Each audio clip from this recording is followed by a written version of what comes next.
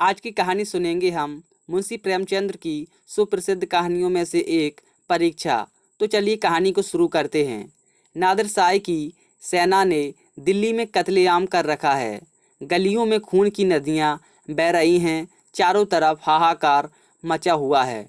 बाजार बंद हैं। दिल्ली के लोग घरों के दौर बंद किए जान की खैर मना रहे हैं।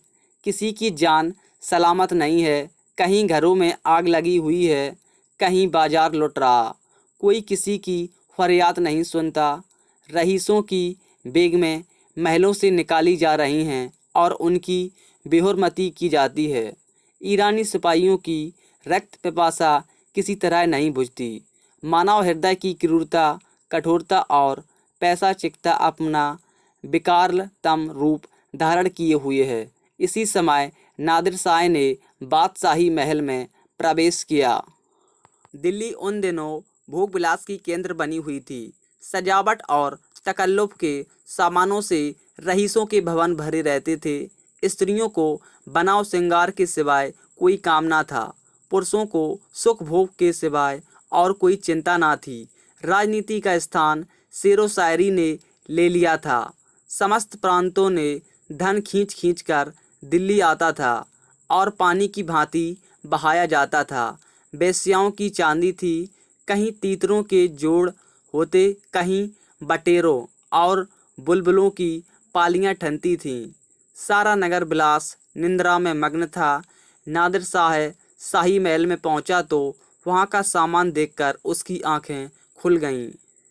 उसका जन्म दरिद्र घर में हुआ। उसका समस्त जीवन रणभूमि में ही कटा था। भोग विलास का उसे चस्का ना लगा था। कहाँ रण क्षेत्र के कष्ट और कहाँ यह सुख साम्राज्य।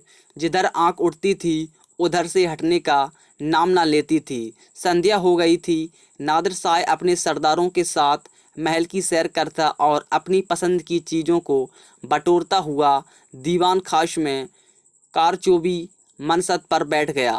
सरदारों को वहां से चले जाने का हुक्म दे दिया। अपने सब हथियार खोलकर रख दिए और महल में दरोगा को बुलाकर हुक्म दिया, मैं शाही बेगमों का नाच देखना चाहता हूँ। तुम इसी वक्त उसको सुंदर वस्त्र आभूषणों से सजाकर मेरे सामने लाओ। खबरदार, जरा भी देर ना हो। मैं कोई उज्ज या इनकार नहीं सुन सकता। दरोगा ने यह नादिर शाही हुक्म सुना तो होश उड़ गए। वह महिलाएं जिन पर कभी सूर्य की दृष्टि भी नहीं पड़ी, कैसे इन मजलिस में आएंगी। नाचने का तो कहना ही क्या, शाही बेगमों का इतना अपमान कभी ना हुआ। हाँ नर पिचास, दिल्ली को खून से रंग कर भी तेरा चित्त शांत नहीं हुआ। मगर नादिर शाह के सम्मुख एक शब्द भी जबान से निकलना अग्नि के मुख में कूदना था। सिर झुकाकर आदाब बजा लाया और आकर रनिवास में सब बेगमों को नादिर शाही हुक्म सुना दिया। उसके साथ ही यह इत्तला भी दे दी कि जरा भी तामुल ना हो। नादिर शाह कोई उज्र या हीला ना सुनेगा। शाही खानदान पर इतनी बड़ी विपत्ति कभी नहीं पड़ी। पर इस समय विजयी बादशाह की आज्ञा को शिरोधार्य करने के सिवा प्राण रक्षा का अन्य कोई उपाय नहीं था। बेगमों ने यह आज्ञा सुनी तो हतबुद्धि सी हो गईं। सारे रनिवास में मातम सा छा गया। वह चहल पहल गायब हो गई। सैकड़ों हृदयों से इस अत्याचारी के प्रति साप निकल गया।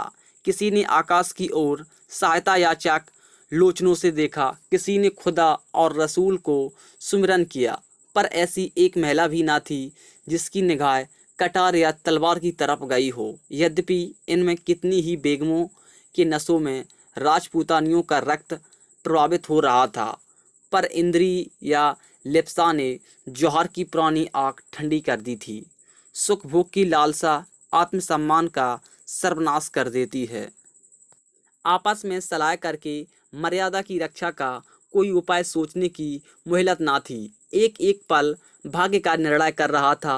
हताश होकर सभी ललनाओं ने पापी के सम्मुख जाने का निश्चय किया। आंखों से आंसू जारी थे, दिलों से आहें निकल रही थीं, पर रत्न जटित आभूषण पहने जा रहे थे।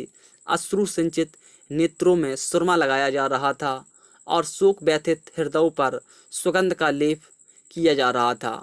कोई केस गूंजती थी, कोई मांगों में मोतियां पिरोती थी। एक भी ऐसे पक्के इरादे की स्त्री न थी जो ईश्वर पर अथवा अपनी टेक पर इस आज्ञा का उल्लंघन करने का साहस कर सके।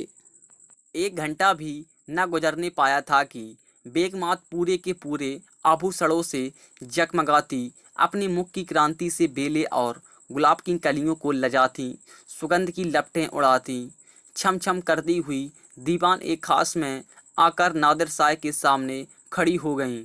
नादिर शाह ने एक बार कनखियों से परियों के इस दल को देखा और तब मसनद की टेक लगाकर लेट गया।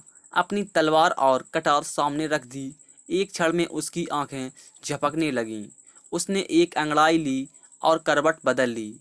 जरा देर में उसके खर्राटों की आवाज़ें सुनाई देने लगीं। ऐसा जान पड़ा कि वह गहरी निद्रा में मग्न हो गया है। आध घंटे तक वह पड़ा सोता रहा और बेग में ज्यों की त्यों सिर नीचा किए दीवार के चित्रों की भांति खड़ी रहीं। उनमें एक दो महिलाएं जो ढीठ थीं, घूंघट की ओट से नादिर शाह को देख भी रही थी और आपस में दबी जबान में कानाफूसी कर रही थी। कैसा भयंकर स्वरूप है, कितना रणोन्मत्त आंखें हैं, कितनी भारी शरीर है, आदमी काहे को है, देव है। सहसा नादिर शाह की आंखें खुल गईं। परियों का दल पूर्ववत खड़ा था। उसे जागते देखकर बेगमों ने सिर नीचे कर लिए और अंग समेटकर भेड़ों की भांति एक दूसरे से मिल गईं। सबके दिल धड़क रहे थे कि अब यह जालिम नाचने गाने को कहेगा, तब कैसे क्या होगा। खुदा इस जालिम से समझे, मगर नाचा तो न जाएगा, चाहे जान ही क्यों ना जाए। इससे ज़्यादा लिज्जत अपना सही जाएगी। सहसा नादिर शाह कठोर शब्दों में बोला, ये खुदा की बंदियों, मैंने तुम्हारा इम्तहान लेने के लिए बुलाया था और अफसोस के साथ कहना पड़ता है कि तुम्हारी निस्बत मेरा जो गुमान था वह हर्फ सच निकला। जब किसी कौम की औरतों में गैरत नहीं रहती तो वह कौम मुर्दा हो जाती है। देखना चाहता था कि तुम लोगों में अभी कुछ गैरत बाकी है या नहीं, इसलिए मैंने तुम्हें यहाँ बुलाया था। मैं तुम्हारी बेहुरमती नहीं करना चाहता।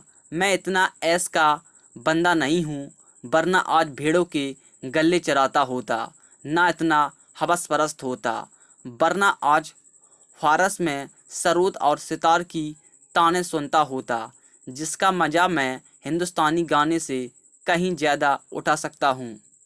मुझे सिर्फ तुम्हारा इम्तहान लेना था। मुझे यह देखकर सच्चा मलाल हो रहा है कि तुम में गैरत का जौहर बाकी ना रहा। क्या यह मुमकिन ना था कि तुम मेरे हुक्म को पैरे तले कुचल देती? जब तुम यहाँ आ गई तो मैंने तुम्हें एक और मौका दिया। मैंने नींद का बहाना किया। क्या यह मुमकिन ना था कि तुम में से कोई खुदा की बंदी इस कटार को उठाकर मेरी जिगर में चुभा देती? मैं कलाम पाक की कसम खाकर कहता हूँ कि तुम में से किसी की कटार को हाथ पर रखते देखकर मुझे बेहद खुशी होती। मैं उन नाजुक हाथों के सामने गर्दन झुका देता। पर अफसोस है कि आज तैमूरी ख़ानदान की एक बेटी भी यहाँ ऐसी नहीं निकली जो अपनी हुर्मत बिगाड़ने पर हाथ उठाती। अब यह सल्तनत जिंदा नहीं रह सकती। इसकी हस्ती के दिन गिने हुए हैं। इसका निशान बहुत जल्द दुनिया से मिट जाएगा। तुम लोग जाओ और हो सके तो अब सल्तनत को बचाओ, वरना इसी तरह हवस की गुलामी करते हुए दुनिया से रुखसत हो जाओगी।